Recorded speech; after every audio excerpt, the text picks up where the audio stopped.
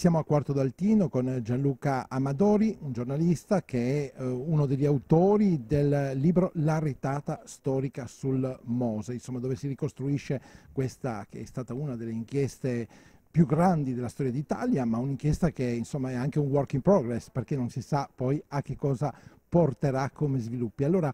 c'è una prima riflessione, un primo bilancio, se così possiamo dire, su questo evento storico. È stata una vicenda che ha aperto uno squarcio inquietante su come un sistema corruttivo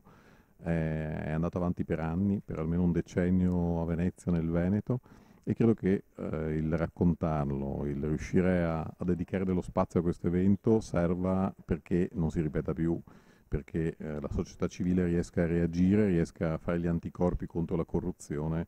e per evitare che appunto episodi del genere si ripetano.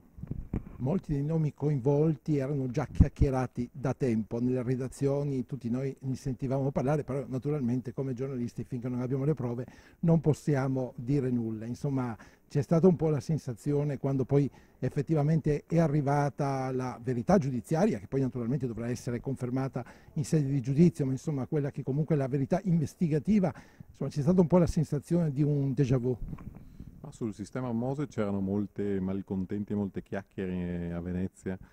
però tra le chiacchiere, il malcontento e nella verità giudiziaria e gli arresti, sapere, avere le prove che qualcosa di illecito avveniva ce ne passa. Questa indagine che è iniziata da accertamenti fiscali e da lì è arrivata alla prova di corruzione, appunto ha dimostrato che questo sistema c'era. La stessa Corte di Cassazione l'ha riconosciuto che esisteva un sistema vero e proprio, non singole dazioni di mazzette, ma un sistema corruttivo molto diffuso. Ecco, credo che sia inquietante verificare come in questo sistema erano entrati a far parte amministratori politici, quelli che dovevano controllare i lavori in realtà erano a stipendio di chi doveva farli, di chi doveva costruire. E questa credo sia una cosa che apre uno scenario molto inquietante.